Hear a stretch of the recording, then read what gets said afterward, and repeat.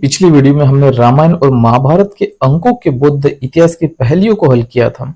वैसे ही इस वीडियो में हम रामायण और महाभारत की कुछ महत्वपूर्ण बातों के पीछे के सत्य इतिहास को जानने की कोशिश करेंगे।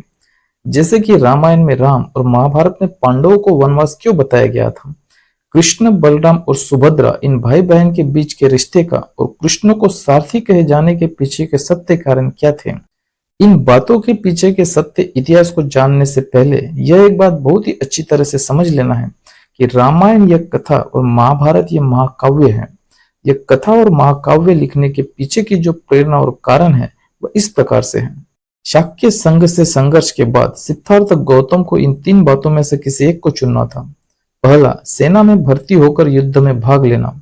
दूसरा, देहदंड या देश निकाला। और तीसरा, खेतों के जब्ती के साथ ही परिवार का सामाजिक बहिष्कार।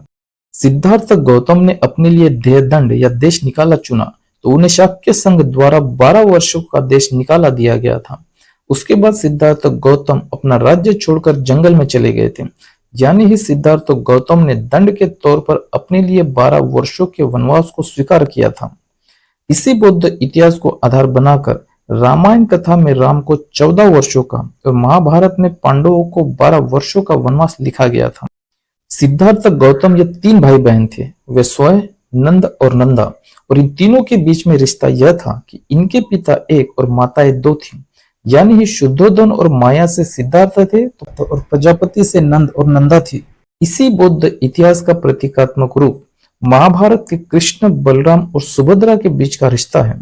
कृष्ण, बलराम और सुभद्रा के भी बुद्ध की ही तरह एक पिता और दो माताएं बताई गई हैं। वसुदेव देवकी से कृष्ण और रोहिणी से बलराम और सुभद्रा। इतना ही नहीं, रामायण में दशरथ, कौशल्या से राम और सुमित्रा से लक्ष्मण बताए गए थे। और खास बात यह है कि रामायण का जो मूल बीज दशरथ जातक कथा है उसके अनुसार राम, लक्ष्मण और सीता ये तीनों भी भाई बहन ही थे। बुद्ध को पुरुष दम में सारथी यानी ही मनुष्य रूपी घोड़े को सधाने वाला सारथी कहा गया है। बुद्ध सारथी थे। इसी बौद्ध इतिहास का प्रतीकात्मक रूप यह है कि महाभारत में कृष्ण को भी सारथी ही बताया गया है।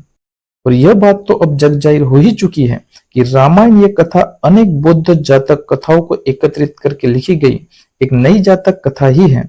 और महाभारत यह महाकाव्य बौद्ध सम्राट अशोक और सम्राट कनिष्क द्वारा लड़े गए ऐतिहासिक युद्धों का प्रतीकात्मक वर्णन ही है। इन सभी बातों से यह साबित हो जाता है कि रामायण यह कथा और महाभारत यह महाकाव्य लिखने के पीछे की प्रेरणा और कारण बुद्ध और बौद्ध इतिहास ही था। यानी ही रामायण और महाभारत ये बौद्ध ग्रंथ ही थे जिन्हें कालांतर में ब्राह्मणों द्वारा विकृत करके ब्राह्मणी ग्रंथ कहा गया था।